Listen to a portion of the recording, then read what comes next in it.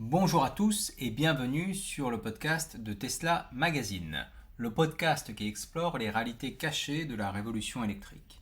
Aujourd'hui, nous allons discuter d'un aspect rarement abordé, mais crucial pour tous les propriétaires de véhicules électriques, les coûts cachés de la recharge à domicile. C'est un sujet qui mérite notre attention et je vais partager avec vous des découvertes surprenantes basées sur ma propre expérience.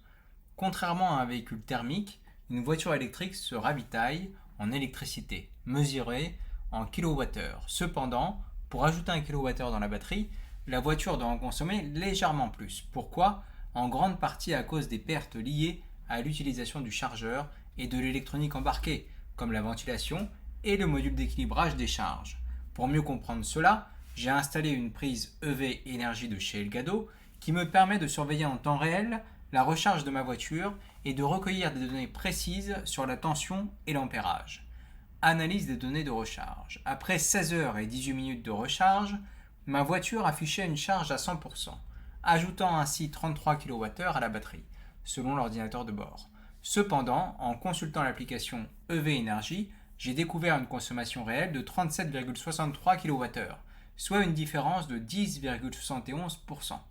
Cette différence est significative car elle représente une surconsommation de 3,64 kWh. En termes économiques, cela fait passer le coût de la recharge de 9,52 euros à 10,54 euros, soit une augmentation de 57 centimes tous les 100 km.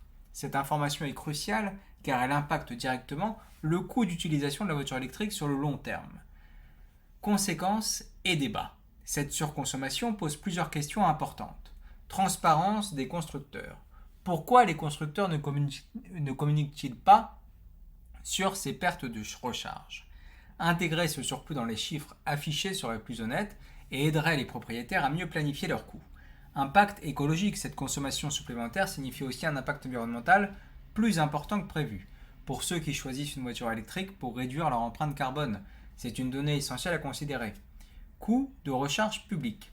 Sur les bornes de recharge publique, la situation est souvent pire, surtout lorsque l'on utilise des équipements énergivores pendant la recharge. Cela peut représenter un coût supplémentaire significatif, particulièrement lorsque le kilowattheure est plus cher qu'à domicile. En conclusion, il est crucial que nous, en tant que consommateurs, soyons informés de ces coûts cachés. Les constructeurs doivent être plus transparents sur les consommations réelles des véhicules électriques en intégrant ces données dans nos calculs. Nous pouvons prendre des décisions plus éclairées sur l'achat et l'utilisation de nos véhicules. Merci d'avoir écouté ce podcast sur Tesla Mag. Partagez cet épisode et n'hésitez pas à débattre de ce sujet important dans les commentaires. Ensemble, nous pouvons promouvoir une utilisation plus transparente et efficace des véhicules électriques. À très bientôt pour un nouveau sujet passionnant.